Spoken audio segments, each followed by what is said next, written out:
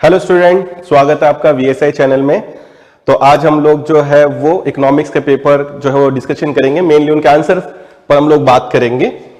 तो I hope आप सबका पेपर काफी अच्छा गया होगा। लास्ट पेपर है तो आज पेपर ठीक है, मिलाने के बाद आप लोग रिलैक्स कर सकते हैं। क्वेश्चन नंबर देखो, फर्स्ट है क्रेडिट मल्टीप्लायर 1/RR होता है, तो 1 डिवाइड बाई 8%, 1 डिवाइड बाई 12.5%, तो आंसर ए चला जाएगा 12.5 और आपका 8 हो जाएगा। क्वेश्चन नंबर सेकंड का आंसर जो लिक्विडिटी प्रेफरेंस टॉबिन के हिसाब से rate of interest demand for money जो है आपके उससे इन्फ्लुएंस्ड होती है, तो क्वेश्चन नंबर जो सेकंड है आपका उसका आंसर सी हो जाएगा। 3 डायरेक्ट इक्वेशन था आपका, पीटी इक्वल्स टू एमबी, पर एक्सटेंडेड फॉर्म में बैंक का जो क्रेडिट मनी है वो और उसकी सप्लाई भी आपने वेलोसिटी और जो था वो यूज किया गया था, तो क्वेश्चन नंबर जो 3 उसका आंसर सी हो जाएगा। PT equals to MB, extended form में बैंक का जो क्रेडिट मनी उसकी वेलोसिटी और लिया गया था। Question number 4 speculative demand for money है, वो आपको पता है इन्वेस्टमेंट अपॉर्चुनिटी के लिए होता है सबसे ज्यादा closely link. Which of the followings आपको पता है ओपन मार्केट चैनल जैसा कोई चैनल ही था, cash flow saving exchange rate channel ये था, तो आंसर 5th का डी हो जाएगा।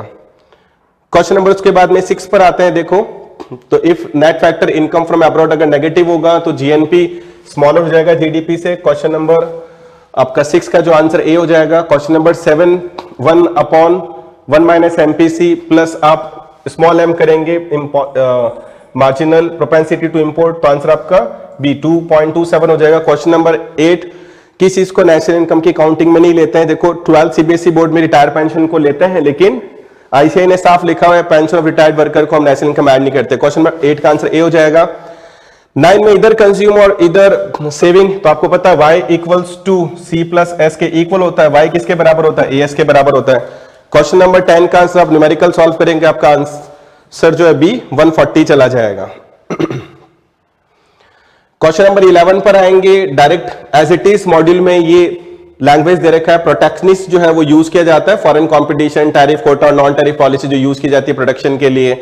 डब्ल्यूटीओ का ऑब्जेक्टिव नहीं था भाई to maintain secrecy of decision making, तो 12 का आंसर बी हो जाएगा, 11 का आंसर ए हो जाएगा। क्वेश्चन नंबर 13 में व्हीकल ऑफ करेंसी हम बहुत बार बताते हैं, इंपॉर्टेंट है, यूएस डॉलर जो कंट्रीज में कॉमन करेंसी के तौर पर यूज होती है। क्वेश्चन नंबर 14 के अंदर काउंटर वैलिंग ड्यूटीज, वही इंपोर्ट पर जो सब्सिडी अपनी कंट्री से जो लेकर आ रहे हैं एक्सपोर्टिंग, तो उसको न्यूट्रलाइज करने के लिए होता है। 15 में आपका देखो अनरिलेटेड बिजनेस है जो रिलेटेड नहीं होता, किसके अंदर जाता है, सीधा कॉन्ग्लोमरेट। 15 का आंसर हमारा डी हो जाएगा। क्वेश्चन नंबर 16 की तरफ मूव करेंगे।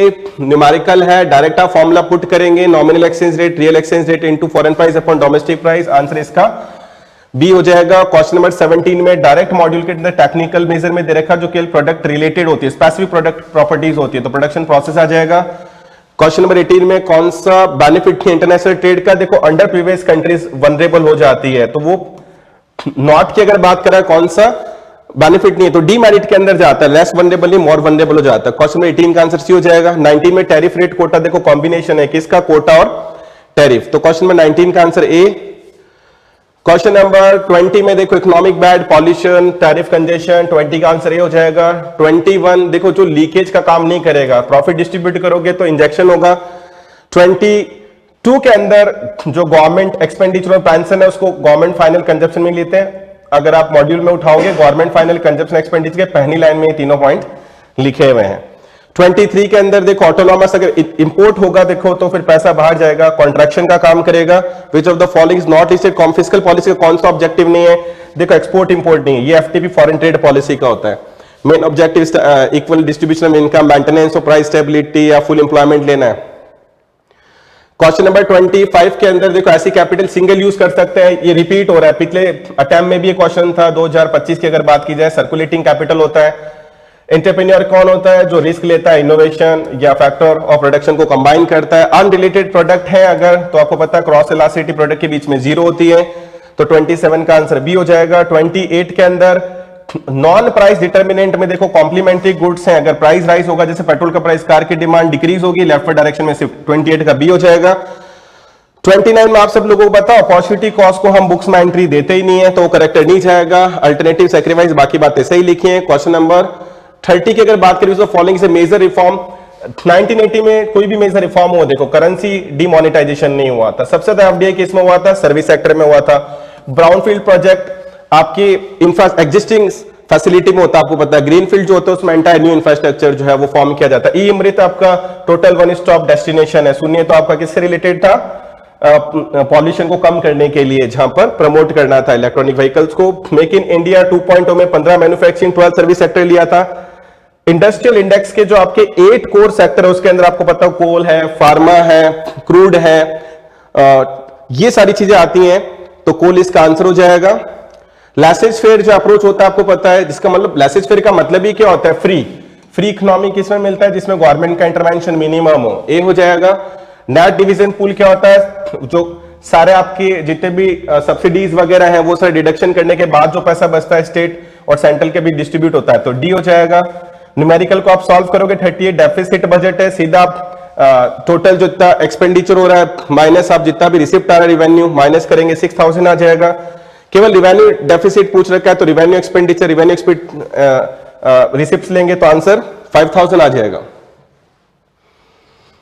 क्वेश्चन 40 की अगर बात करें अपन सीधा delta D R upon delta Q 20 upon 10 answer 2 हो जाएगा, यानी 40 का आंसर डी। 41 ओलिगोपॉली का मेन कैरेक्टर आपको पता है, इंटरडिपेंडेंस बिटवीन फर्म होता है, combination of input same output दे रही है, isoquant curve, total supply perfect inelastic है तो सप्लाई अनअफेक्टेड होगी चाहे डिमांड चेंज हो। लैंड लेबर कैपिटल ये किसके अंदर आते हैं भाई? फैक्टर मार्केट के अंदर आते हैं। तो अगर आप गौर से देखोगे सारा का सारा पेपर मॉड्यूल बेस्ड है। अगर आप मॉड्यूल जिसने अच्छे से पढ़ाई की, मैं बच्चों को बार बार कहता हूं कि क्वेश्चन करने से ज्यादा मॉड्यूल को रिवाइज करो जितना हो सके। प्रेसिडेंस ऑफ प्रॉपर्टी राइट्स बहुत ज्यादा ह्यूमन राइट्स के ऊपर काम करें तो कैपिटल इकोनॉमी होगा, आपको पता है। विच माइक्रो इकोनॉमिक में general price level interest rate आपका कवर नहीं होता, डायरेक्ट मॉड्यूल है, प्रोडक्ट प्राइसिंग फैक्टर ये सब माइक्रो के अंदर आते हैं। कौन सा नॉर्मेटिव स्टेटमेंट है? नॉर्मेटिव में क्या आता है? शुड, ये देखो should, government should produce provide health care for all. देखो तो जहां पर सजेशन आते हैं शुड बी और टू बी, वो वर्ड आपके किसके अंदर आते हैं? नॉर्मेटिव के अंदर आते हैं, ठीक है। उसके बाद में 48 में आपको मैच करना है तो कैपिटल आपका एंटरप्राइज रिस्क की तरफ जाएगा, मिक्स इकोनॉमी हाई डिग्री है, सोशलिस्टिक कंबाइंड, यानी 48 का आंसर आपका डी हो जाएगा।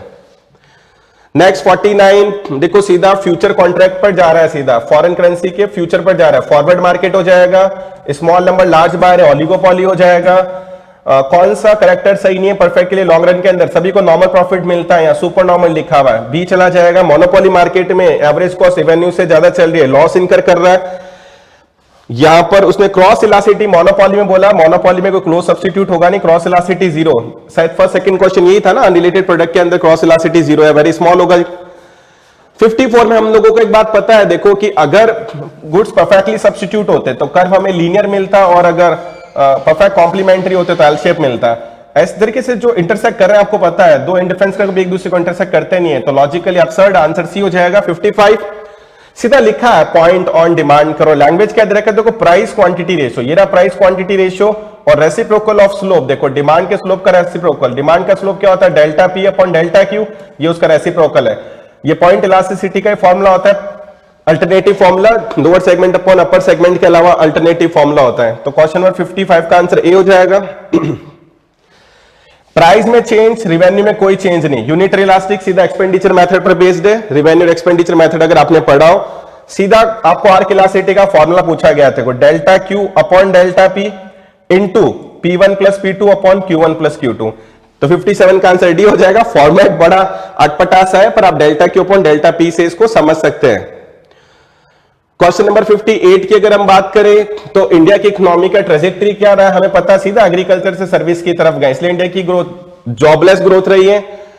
59 के अंदर asset disclosure, income, respect of classification of assets, ये सब मॉनेटरी और आपके फाइनेंशियल सेक्टर रिफॉर्म्स में आते हैं। अब गवर्नमेंट के सेक्टर में केवल रेलवे और एटॉमिक रह गया, बी हो जाएगा। जीएसटी ने किसको रिप्लेस नहीं किया? इनकम टैक्स, जो डायरेक्ट टैक्स आपको बताया, जीएसटी इनडायरेक्ट टैक्स है। एमएसपी 23 क्रॉप्स को लेकर किया गया था, 1.5 टाइम्स उनकी कॉस्ट का प्राइस जो गवर्नमेंट ने डिसाइड किया था। 63 के अंदर नेशनल इनकम के अंदर देखो compensation, MIS, rent, operating surplus का पार्ट होता है, तीनों इंक्लूड होते हैं, नॉट इंक्लूडेड पूछा है, आंसर सी हो जाएगा। Which of the following character of contraction का कौन सा करेक्टर नहीं होगा? तो बैक क्रेडिट एक्सपेंशन होता ही नहीं, देखो इनपुट, इनकी डिमांड कम, एम्प्लॉयमेंट कम, इन्वेस्टमेंट कम हो जाता है, डी हो जाएगा। Which of the following is not a lagging economic factor? देखो चेंज इन स्टॉक प्राइस आपका लीडिंग इंडिकेटर होता है। 66 के क्वेश्चन को आप सॉल्व करेंगे, आपका आंसर 550 आ जाएगा सीधा सा। जीवे निकालना है तो sales plus change in stock कर दीजिए आप लोग, ठीक है, और माइनस इंटरमीडिएट कंजप्शन कर दीजिए, जो दे रखा है 440, आपका 550 आ जाएगा। थोड़ा सा सॉल्यूशन मैंने लिखा हुआ भी है।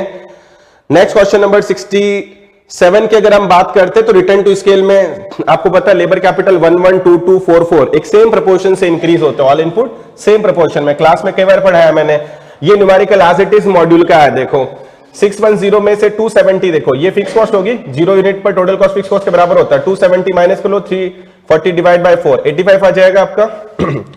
और ये फिक्स कॉस्ट है 270 डिवाइड बाय 4 कर लेंगे, 3 कर लेंगे तो 90 आ जाएगा। तो इसका आंसर ए हो जाएगा, इसका डी हो जाएगा। क्वेश्चन नंबर 70 का आंसर कौन सा? Is not to regard the stage of diminishing return. तो total product continues to Which of the following is not true with regard stage of diminishing return? देखो तो diminishing return की अगर बात की जाए तो टोटल प्रोडक्ट इंक्रीज होता है सेकंड स्टेज तक, डिक्रीज कब होता है? टीपी थर्ड स्टेज के अंदर। 70 का आंसर ए हो जाएगा। कौन सा इसके अंदर इंटरनल इकोनॉमिक्स में नहीं आएगा? सप्लाई ऑफ स्किल्ड लेबर, जो आपको एक्सटर्नल सोर्सेज से मिलेगा, एक्सटर्नल इकोनॉमिक्स का पार्ट होगा। 72 के अंदर जितना करेंसी डिपॉजिट रेशियो देखो स्मॉलर होगा, मनी मल्टीप्लायर उतना ज्यादा काम करेगा। क्वेश्चन नंबर 73 के अंदर गवर्नमेंट ओपन मार्केट ऑपरेशन में देखो हाई पावर्ड मनी को इंट्रोड्यूस कर रही है, यानी गवर्नमेंट को मनी की सप्लाई बढ़ानी है, हाई पावर्ड मनी इंट्रोड्यूस कर रही है, तो गवर्नमेंट को गवर्नमेंट सिक्योरिटीज परचेज करनी पड़ेगी, जिससे मार्केट में मनी की सप्लाई क्या हो? इंक्रीज हो। देखो विच इज द रेस्पॉन्सिबल, तो आपको पता है आजकल मॉनेटरी पॉलिसी फ्रेमवर्क के अंदर 3 member RBI, 3 member central government के होते हैं, तो वो एक सेंट्रल और गवर्नमेंट कोलैबोरेशन होता है आरबीआई के साथ। 75 की अगर बात की जाए तो देखो केवल कन्विंस किया जाता है, परसुएड किया जा रहा है बैंक को, मॉरल सुएशन हो जाएगा।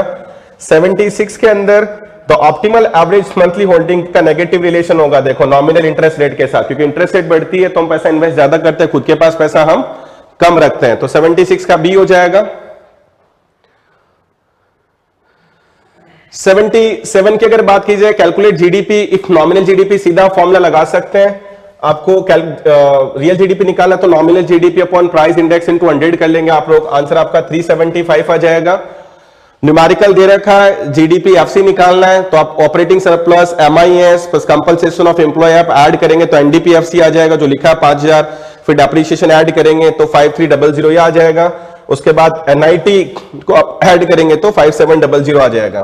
क्वेश्चन नंबर 80 आपको पता operating surplus rent interest profit होता है, इससे ज्यादा आसान तो कोई क्वेश्चन होगा नहीं। क्वेश्चन नंबर 81 की तरफ अगर हम लोग आते हैं, देखो किंग डिमांड कर्व में हमने क्या पढ़ा था, अगर एक फर्म जैसे पेप्सी प्राइस इंक्रीज करेगी तो कोई रेस्पॉन्स नहीं देगी, तो इससे पेप्सी के शेयर्स को नुकसान होगा। द फर्म देखो लॉसेस मार्केट से, कॉम्पिटिटर उसको फॉलो ही नहीं करेगा, पेप्सी का प्राइस बढ़ रहा है तो को क्यों फॉलो करेगा। फर्स्ट डिग्री देखो कंज्यूमर के हिसाब से लिया जाता है, उनकी परचेजिंग पावर के हिसाब से। सेकेंड डिग्री आपका क्वांटिटी के हिसाब से चलता है। थर्ड जैसे लोकेशन वाइज, तो या ईच इंडिविजुअल कस्टमर हो जाएगा। प्राइस इलास्टिसिटी ऑफ डिमांड अगर 1 है तो एमआर क्या होगा? 0। ये ना फॉर्मूला AR E-1 अपॉन ई, तो E-1 0, तो ये पूरा 0 हो जाएगा। क्वेश्चन नंबर 84 सीधा फॉर्मूला लगा दो आप लोग, जो फॉर्मूला यूज किया ना AR into E-1 upon E, direct उससे आपका आंसर ए आ जाएगा। Which character is said by monopoly, monopolistic, but देखो आपको पता price higher than marginal cost, ये monopoly monopolistic higher price charge करते हैं, परफेक्ट कॉम्पिटिशन नॉर्मल प्रॉफिट होता है, तो मार्जिनल कॉस्ट के प्राइस बराबर रहता है। ये मॉड्यूल के डिफरेंस की टेबल में दे रखा है, वहां चेक कर सकते हो आप लोग। Other things being equal, the demand for good and the price of complement में आपको पता है, जैसे पेट्रोल की प्राइस कार की डिमांड में क्या रिलेशन होगा? इनवर्स हो जाएगा। 87 के न्यूमेरिकल को आप सॉल्व करेंगे, आंसर आपका कितना आ जाएगा? 720 आ जाएगा। वो सॉल्यूशन मैंने यहां पर करके दिया हुआ भी है। प्रीडोमिनेंस ऑफ ब्यूरोक्रेसी कहां पर रहता है? सोशलिस्ट ऑफ इकोनॉमी, ब्यूरोक्रेसी में government intervention, corruption, red tapism, socialist economy. Consumer surplus क्या होता है? कंज्यूमर रेडी टू पे और व्हाट ही एक्चुअली पे, आपको पता है ये सरप्लस की डेफिनेशन होती है। सप्लाई ऑफ इलास्टिसिटी को कैलकुलेट करने के मेथड कौन कौन से होते हैं भैया? पॉइंट इलास्टिसिटी और आर्क होता है, तो फर्स्ट और थर्ड से हो जाएगा, आंसर डी हो जाएगा। क्वेश्चन नंबर 91 इजी है, देखो डाउन स्विंग हो रहा है तो कौन सी फेज आ रहा है भैया? कॉन्ट्रैक्शन फेज आ रहा है आपका। क्वेश्चन नंबर 92 के अंदर what will be the impact of equilibrium price and equilibrium quantity demand decrease, देखो इसमें मेंशन नहीं किया हुआ है कि भैया कौन ज्यादा या कौन कम से डिक्रीज हो रहा है, तो इस केस में देखो जो इक्विलिब्रियम क्वांटिटी है देखो वो अनसर्टेन हो जाएगा, पर देखो डिमांड डिक्रीज हो रहा है, सप्लाई इंक्रीज हो रहा है, तो प्राइस का फॉल होना क्लियर कट है, तो 92 का आंसर सी हो जाएगा। मैंने डायग्राम ड्रॉ भी किया हुआ है। 93 में स्लोप ऑफ एमआर आपको पता है, देखो टीआर का ट्वाइस होता है। मैंने क्लास में बहुत बारी ये डायग्राम बना के दिखाया था टेबल के थ्रू के एमआर होता है, ये एआर होता है। आप इवनली अपने नोट्स भी चेक कर सकते हैं, जब मैंने बताया था ये एमआर एआर और प्राइस एक्सिस को 2 इक्वल पार्ट में डिवाइड करता है, हाफ एंड हाफ पार्ट में डिवाइड करता है। इसका स्लोप डबल होता है। एज इट इज ये लाइन लिखवाई थी। ये क्वेश्चन 2025 के पेपर का क्वेश्चन है। In which phases of business actual demand stagnant, peak में एक्चुअल डिमांड आपकी स्टैग्नेंट हो जाती है। पीगू ने मॉडर्न बिजनेस एक्टिविटी के लिए साफ लिखा था, anticipated expectation of business community. Module में एज इट इज पहली लाइन पीगू के बिजनेस साइकिल के अंदर आप जाके देखेंगे, ये बात लिखी हुई मिल जाएगी।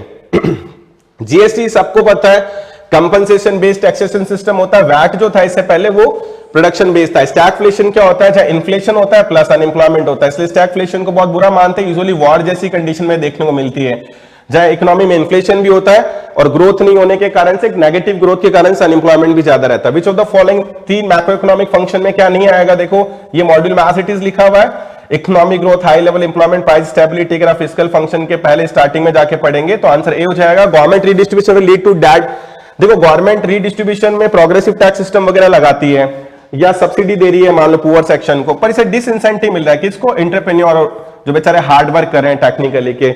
आज प्रॉफिट कमाता है कोई एंटरप्रेन्योर तो काफी मेहनत करता है, पर इक्वालिटी के चक्कर में क्या उनको टैक्सेस ज्यादा देने पड़ते हैं। ड्यूरिंग देखो रिसेशन से बाहर निकालने के लिए गवर्नमेंट एक्सपेंडिचर को इंक्रीज करती है, टैक्सेस को कम करती है, सही है। और डेफिसिट अगर बजट देखो तो ऑफ कोर्स गवर्नमेंट एक्सपेंसेस ज्यादा कर रही है, रिसीट्स कम ले रही है, इकोनॉमिक ग्रोथ स्टिमुलेट होगा। दोनों स्टेटमेंट सही है तो आंसर ए हो जाएगा।